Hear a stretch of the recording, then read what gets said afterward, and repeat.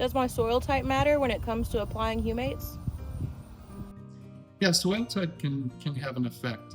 There was a very interesting study done by one of our colleagues who works for the USDA ARS, Dan Oak, and he did a study on a couple farms that had different topography, and there were different soil types within the topography that ranged from well-drained soils to not well-drained soil, and they were across a couple different soil types or even within the soil type.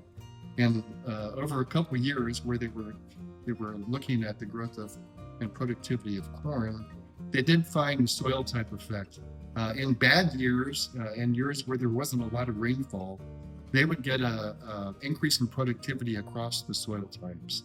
But in good years, when there was productivity, only in the soils that were not well drained did they get actually an increase in productivity due to humic substance treatment. So we need to know a lot more about the effect of the environmental conditions that affected the performance of humic substances. But in general, you can think of using humic substances as an insurance policy, because you're always going to have stress during the growing season. And so it can be thought of as boosting the performance of the plants in general, and so that when there is a stress, they're better able to handle it than the non-treated humic substance treated plants.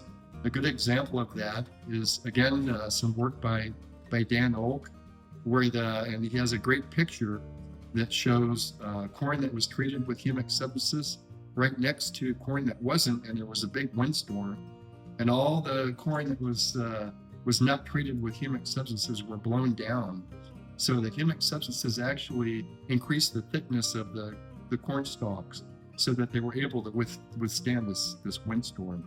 So another example of the enhanced capacity of humic substance treated plants to handle stress.